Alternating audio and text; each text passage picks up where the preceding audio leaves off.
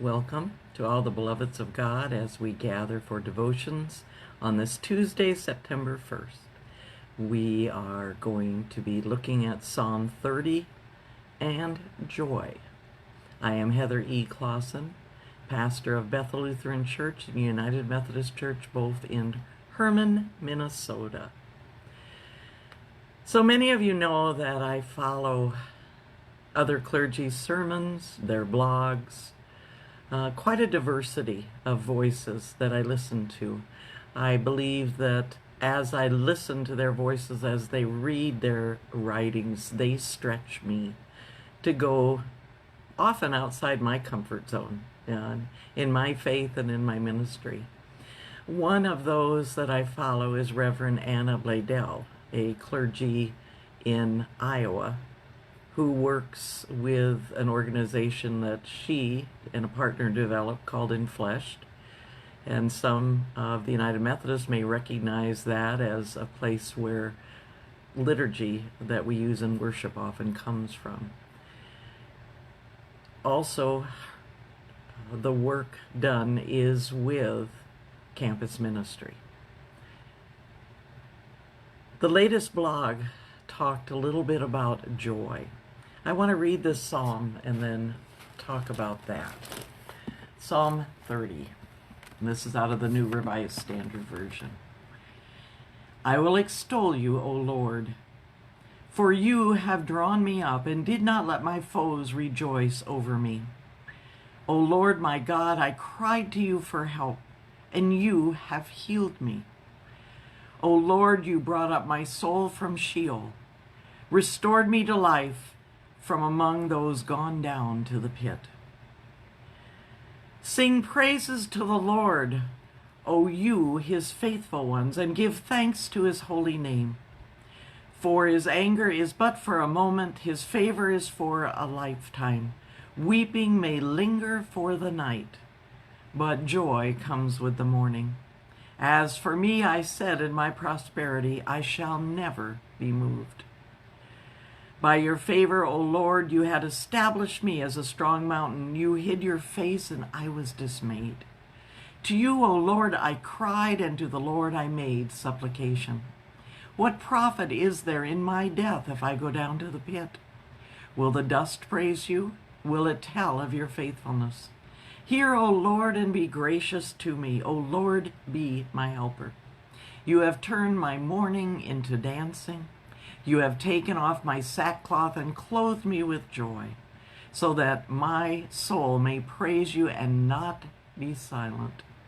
O Lord my God, I will give thanks to you forever. You know, if you are one like me, that as I hear Scripture begin to realize a hymn that is tied to it. There is a beautiful hymn, Joy Comes with the Dawn, that actually comes from this passage of Scripture. This is a psalm of thanksgiving and is listed as one that would be recited and sung in Hanukkah, that festival of dedication in the Jewish tradition. What this psalmist talks about is a witness to God's life-giving work. And as the psalmist's witness, others are drawn in. And what you hear is about some adversity, something that has happened, something that actually has done a cleansing in the psalmist.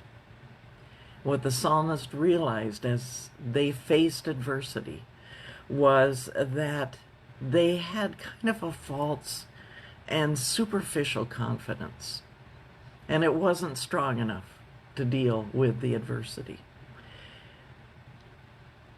In dealing with the adversity, in having God's blessing and guidance and help through that time, the psalmist then talks about that false confidence was taken away, and now they have a deep depth that leads them to genuine praise and thanksgiving. That's the prosperity that the psalmist speaks of. It's not money riches.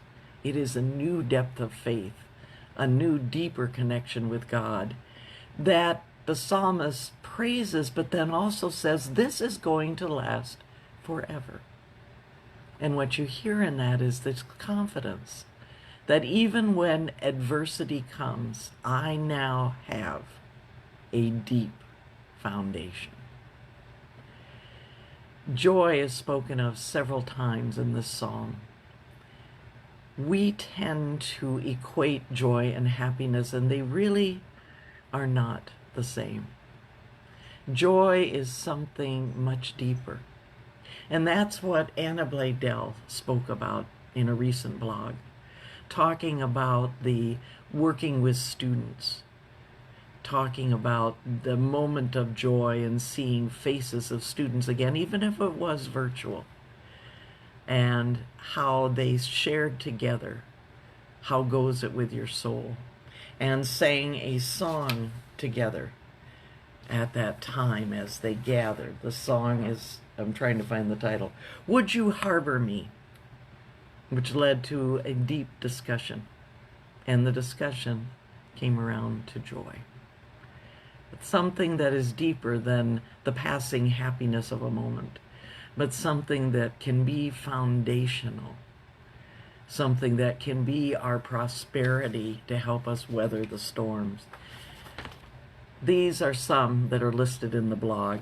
The joy of putting our hands in the dirt, the joy of a bursting ripe tomato still warm from the sun, the joy of each breath drawn and exhaled, the joy of collecting in the streets, visioning and enfleshing a livable world, the joy of saying yes fully, the joy of saying no bravely, the joy of creating, the joy of practicing new patterns of relating, collective joy, our collective liberation.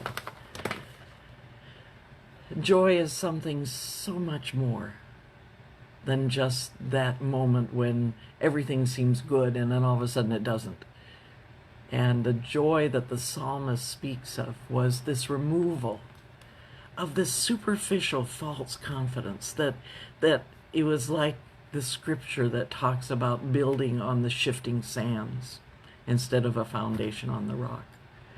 The psalmist lifts us up to realize, draws us in to realize that we need something deeper. And that's joy. That is that presence of God, that reliance on God, that knowing that no matter what happens in our lives, we have that foundation that can help us live through, live into, and survive beyond. I want to close with the words of another of my favorite, the Episcopal Bishop Stephen Charleston. These are his words. I am praying for silence. I am praying for a great silence to descend on every city that is in flames, on every community that is suffering, on every street still littered with broken glass. Like snow falling from heaven, I pray for a silence to still the voices of those who would incite violence, to muffle their messages of manipulation, to turn their shouts to whispers until the only thing left is no sound at all other than the sound of our heart beating, the common sound we call life.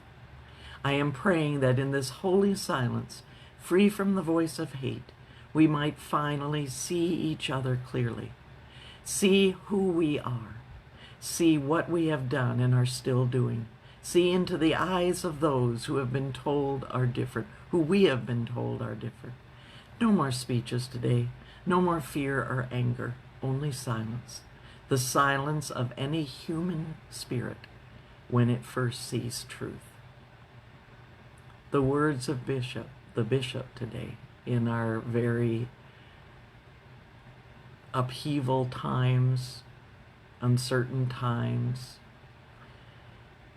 is that central core.